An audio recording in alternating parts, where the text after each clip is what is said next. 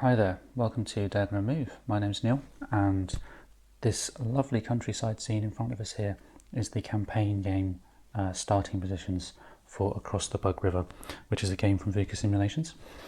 It is the early days of Operation Barbarossa during the Second World War. The German forces are starting along the edge of the Molotov line, and they are about to invade forward through what until a year or two before had been Poland, but is now part of the USSR, and they're going to try and punch through this gap here and enter on into the broader parts of the USSR. We have the river of the title running along here, and a large part of the game is going to be getting across that river, particularly in the early few turns. Okay, but let's before we get into too much about that sort of thing, what is Across the Bug River and what am I going to do with this video series? So Across the Bug River is a boxed game, quite a nice boxed game, and it's actually the second in a series from VUCA Simulations that began with a game called Crossing the Line. And in many ways, the rules are very, very, very similar to Crossing the Line. There's been a few changes for things like movement, particularly getting across that river. There's been a few changes around supply, and there are some other little things here and there that have changed, but broadly speaking, the rules are very, very similar. The system is barely changed from the original game.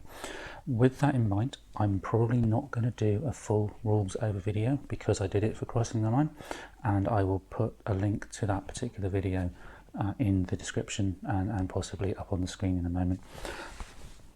And instead, I'm going to just highlight the system for people who have never played either game before, and then I'm going to do a sort of an after action report, a scenario report after each of the turns, and do a series of videos much like I did with Crossing the Line, but here we'll start straight from the beginning. Before I go any further, let's take a look at how the system plays for those of you that are completely new to the system. So just a very quick look at the system and how the game plays, and it's going to be very high level. There's going to be tons more detail than what I'm going to cover here, but just to give you a sense of how it works, or a refresh if you've not played Crossing the Line for some time. So each turn there will be an initiative roll, and the player who loses will either have the initiative counter there flicked to their side to show that they have the initiative next turn, or if they lost last turn as well, you will simply move the initiative marker one step further along that track, so that you always have a chance of gaining the initiative next time. And then once you've got the initiative, you need to activate one of your formations, and this nice handy everything in one place track sheet we've got here gives you a row per formation. So here we have the 14th Panzers and the 298th for the German side, and what will happen is you will roll a die, and depending on how many formation activations you have remaining for that particular unit division that you decide to activate. So let's say we activate the 298th there. They have 3 formation activations remaining. We'll roll a die, and then depending on what we roll, we will have a certain number of action points to spend. So let's say we rolled a 6 and we've got 3 action points to spend. So we'll adjust that figure there to 3, and then we spend these points on actions. Some things will cost more than others, with something like a prepared attack costing 3, and improving your defences costing 1, that kind of thing. And the actions you'll take are the typical kind of move, combat of varying types, and improve defences, repair, that kind of stuff.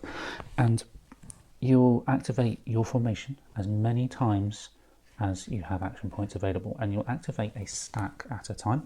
You can activate a stack multiple times, there's no restriction on that. So for example, if you wanted to do multiple movements, you would spend for as many movements as you want to for any one individual stack. When you finish your movements, you roll for initiative, and obviously you would have one less formation activation, which would adjust your ability to activate that formation next turn. If the opponent wins, you do the same thing with the other side if the opponent then gets the activation. When everybody has used all their formations, or both players pass, you can then move to the admin phase, which is where you do things like determine the interdiction level, replacements and reinforcements and so on and what have you. Combat is an interesting system here. Basically what you'll have your combat factor, which is perhaps that 6, this is that 6 there, and you'll have a strength modifier, a multiplier really, depending on whether you've chosen to do a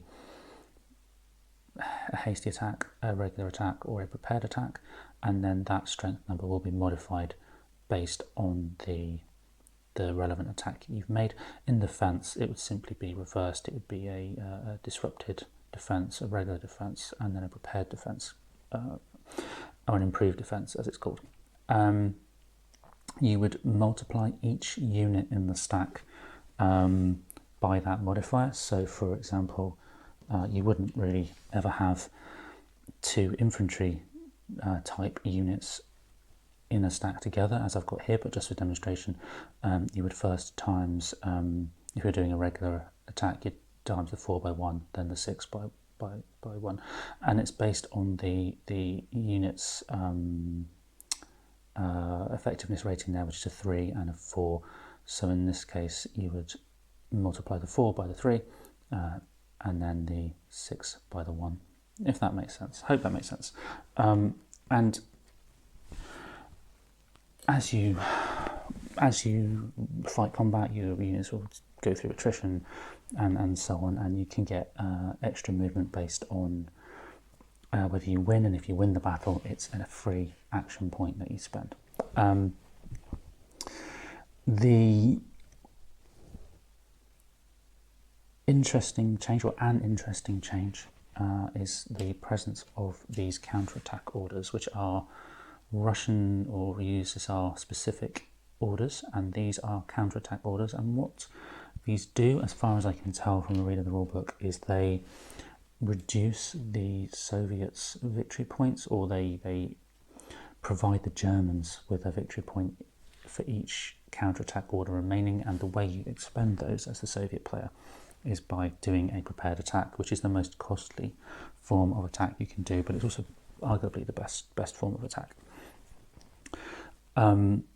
In terms of those victory points, the game is based on a sliding scale of German success. So for example, if you have a low number of victory points, the Russians win, but if the Germans have a higher number of victory points, the Germans will win. One final note, this track sheet does say for solitaire play, and the game works very, very well solitaire. The reason it's not a dedicated solitaire system, the reason we have a separate sheet is to aid admin, really, because on the board, which you'll see as we go through, let's quick look at the board in a moment, you'll see the tracks are all down one side, and they are aimed at a multiplayer game with one upside down as you look at it from the other side.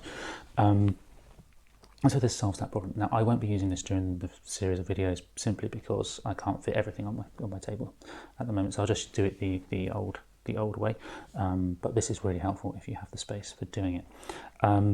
One final thing with solitaire play, there are a few elements of the game which do require a tiny bit of hidden information that you can't, or you're not supposed to look at what's underneath the top counter in a stack.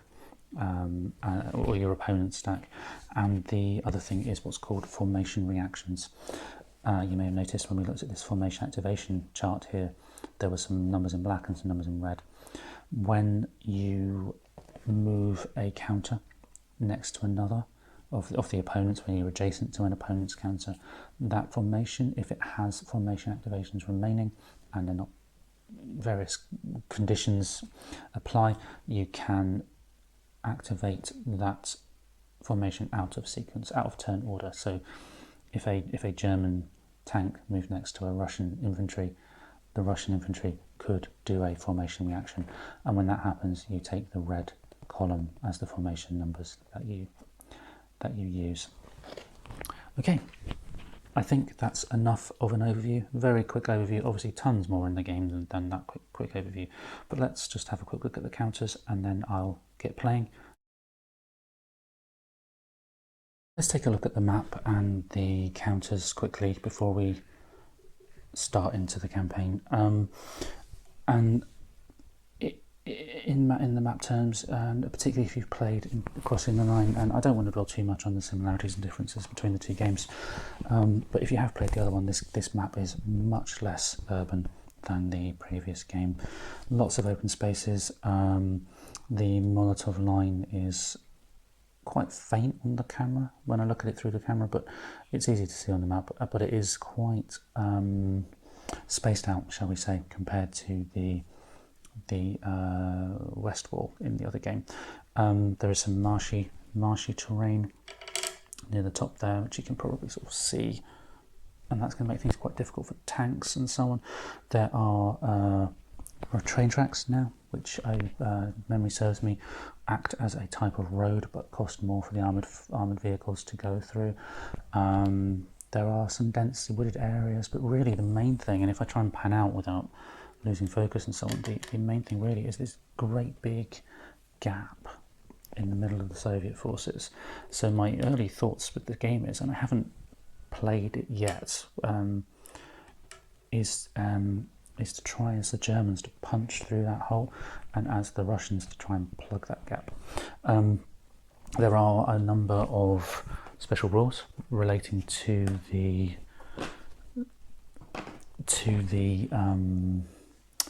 how the Soviets can act, particularly around the division here, which at the top, as far as I can tell, is the 87th. They have to, if they get forced reposition, they can only do it within a certain distance of the supply lines, and the same for the 124th nearer the bottom of the screen there. We do have new types of movement, as I mentioned before, in which you can build bridges and other forms of getting across that river. But if I just get the counter sheet out, have a look at the counters in a bit more detail, we can sort of see the makeup of the forces really. And this is the Germans on this side, and there's a few tanks in the 14th Panzer Division. But one thing that struck me is how few armoured vehicles there are, and the motorised vehicles are the ones with the red kind of hexagon there on the edge of the counters, and just how few of them there are. And you always have this image of the Luftwaffe's, the Wehrmacht's advances as being very fast, very blitzkrieg, and that's just doesn't appear to have been the case here, at least not as what that image that you have of that happening. For the Russians, we have obviously a fair few more forces, NKVD border guards down here. These are a new type of unit, which we will get to when the time comes. There are a few tanks, but mostly you're looking at relatively strong, actually, units, infantry units, and some machine gun units that sit inside that Molotov line. And of course there's the counter-attack orders there. Interestingly, the formation activation numbers are relatively low for the Russians, and yet for the Germans they are somewhat higher. Is there anything else to look at before I start? I don't think so. So what I'm going to do, I'm going to pause here, get my game underway, and report back as it progresses.